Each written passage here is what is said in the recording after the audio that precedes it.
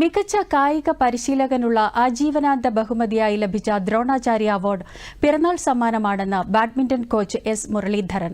ഈ മാസം 17-ന് ഡൽഹിയിൽ നടക്കുന്ന പ്രത്യേക ചടങ്ങിലാണ് രാഷ്ട്രപതി അവാർഡ് സമ്മാനിക്കുന്നത്.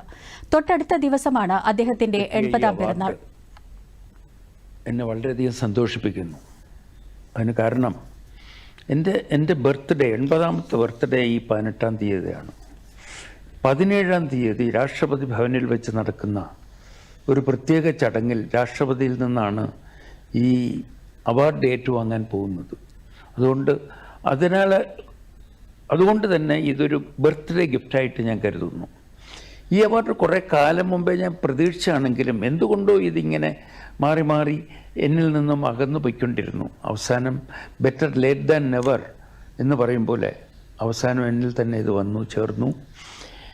ഒരുപക്ഷെ ബാഡ്മിൻ്റൺ രംഗത്ത് എൻ്റെ അനവധി കുറേ ഡീക്കേഡ്സ് ആയിട്ടുള്ള എൻ്റെ ഇൻവോൾവ്മെൻറ്റ് ഇതിനുള്ള ഒരു പ്രതിഫലമായിട്ടാണ് ഞാൻ ഇതിനെ കാണുന്നത്.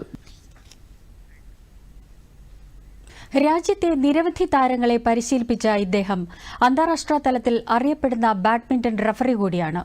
1950കളുടെ ഒടുവിലാണ് തിരുവനന്തപുരം ശംഖുമുഖം സ്വദേശിയായ മുരളീധരൻ ഷട്ടിൽ ബാഡ്മിന്റൺ കോർട്ടിലെത്തുന്നത്.